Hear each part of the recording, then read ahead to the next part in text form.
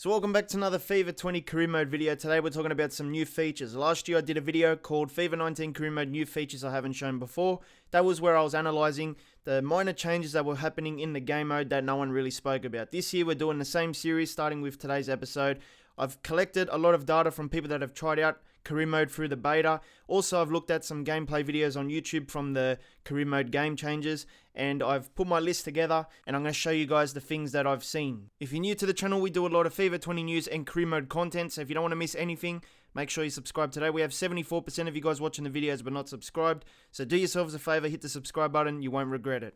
Now in this video, I've done my best to show you proper gameplay where I can, but unfortunately I can't have the whole video with proper career mode gameplay because I didn't get access to it and I don't want to get copyright stuff, you know. So where I can, I've done my best to give you guys a visual representation of what the new feature is. So this one is a little feature, but it will be noticeable when you're playing Europa League matches. So before the game starts, you know how the Champions League has their anthem? Well, the Europa League is going to have their anthem now as well. I believe it has licensed music, so basically, you know, if you want to listen to the anthem before the game starts, you can now. So this one is not really a new feature, but it is something that's changed in career mode this year.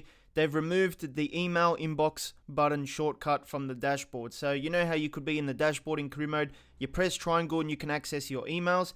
That is now gone. If you take a look at this screenshot, you can see that triangle has been replaced with a 10 press conference, but when there's no press conference, there is no triangle option available. The only way you can access your emails is through the notifications box there, so you have to go all the way to the notification box now, click on that and it'll come up with your player chat and your emails in one spot. So yeah, that shortcut button is now gone for emails. So if you read the pitch notes from FIFA 20 career mode, you would have seen that they added the option to disable international management job offers at the start of a new career. So what does that mean? It means that if you're one of those players that don't really want to coach a national team throughout your career, you can turn this setting off and you won't receive any international job offers. Some people consider them a bit spammy because they come in like so many times and it's from countries that you probably wouldn't really consider in the first place. So yeah, I think they should have done a system where you could apply for a national team job if you really wanted to. But I guess there'll be a few of you guys out there that are happy that you can turn off those spammy job offer emails. Pretty much there'll be a setting in this menu. It'll be exactly the same thing as FIFA 19,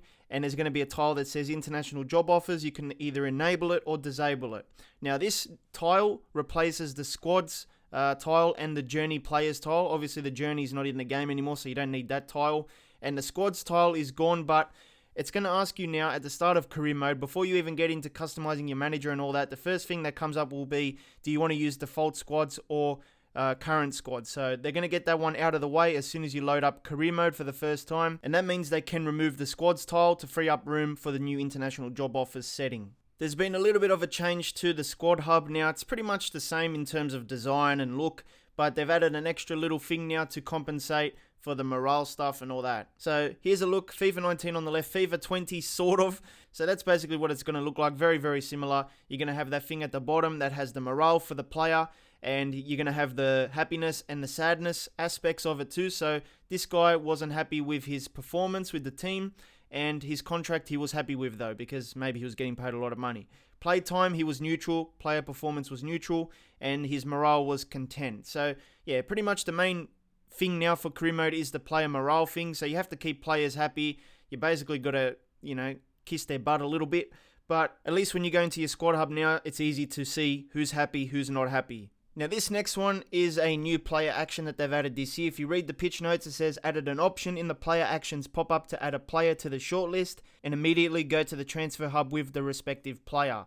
I've wanted this feature in FIFA 19 career mode. It was so annoying to search for a player and then you have to back out all the way back to get to the transfer hub just to negotiate with the player. That was the most annoying thing. Thankfully that's changed now. If you take a look at this image, it's pretty much the same thing in FIFA 20, just, you know, ignore the fact that it's FIFA 19 color scheme. On the left is FIFA 19 as it is, so you search a player like Joao Felix and you get two options. You either scout him or you shortlist him to the transfer hub. Now, let's say I wanted to shortlist him to the transfer hub. There was no way to actually go from the search players thing to the transfer hub easily without having to back out and go through the menus. If you take a look at FIFA 20 on the right, there is 3 options now for each player that you search up.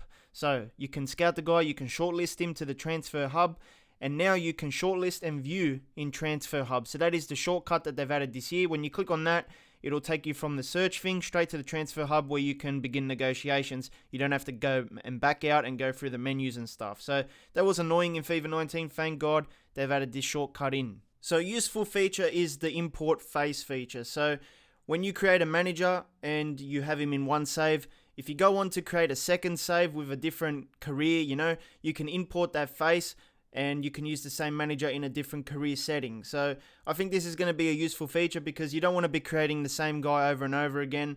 And if you don't want to have the same guy, you can create a new manager. But that option is there for those that want to keep the same guy and do different types of careers with that guy. In PES, I think they had manager customization, but you couldn't import your manager. So every time you started a new career, you had to recreate your manager.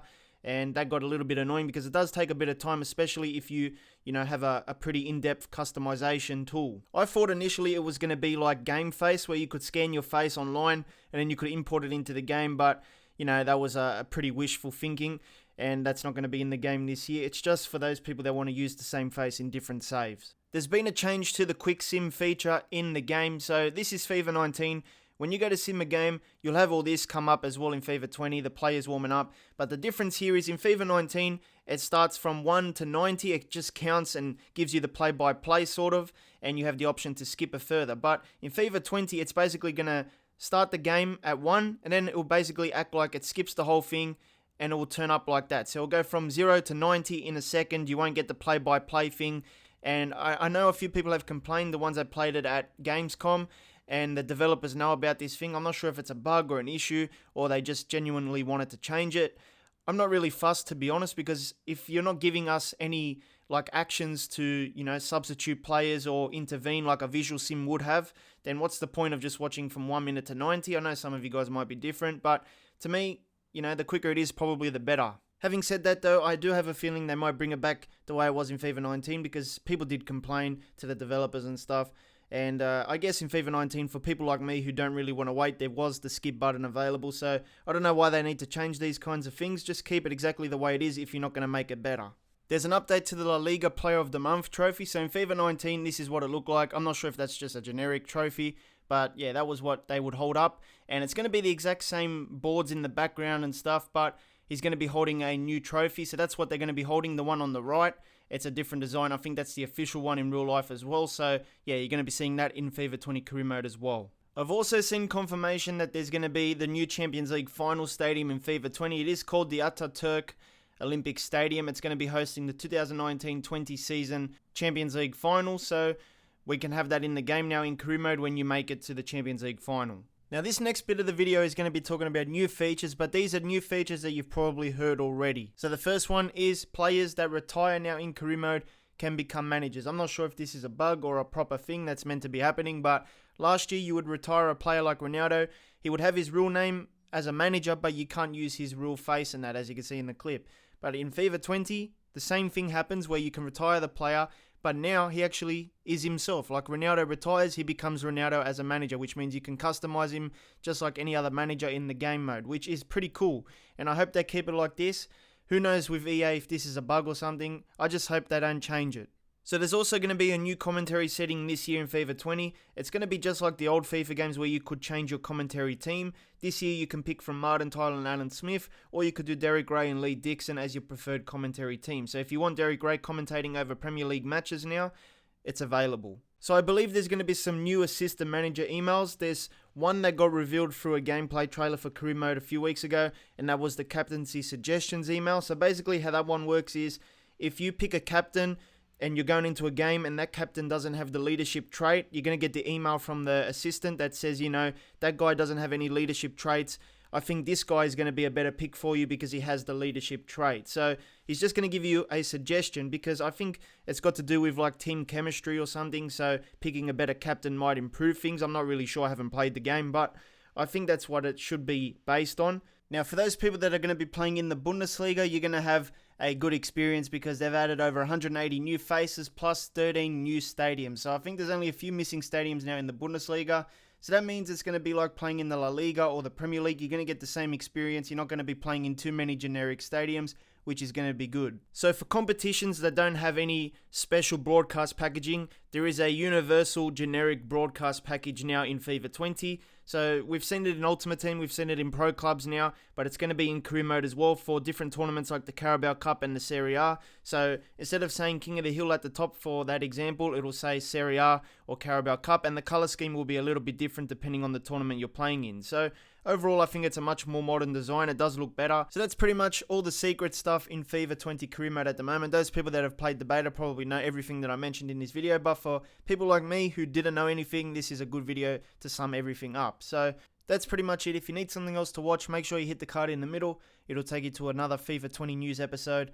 I'll see you next time.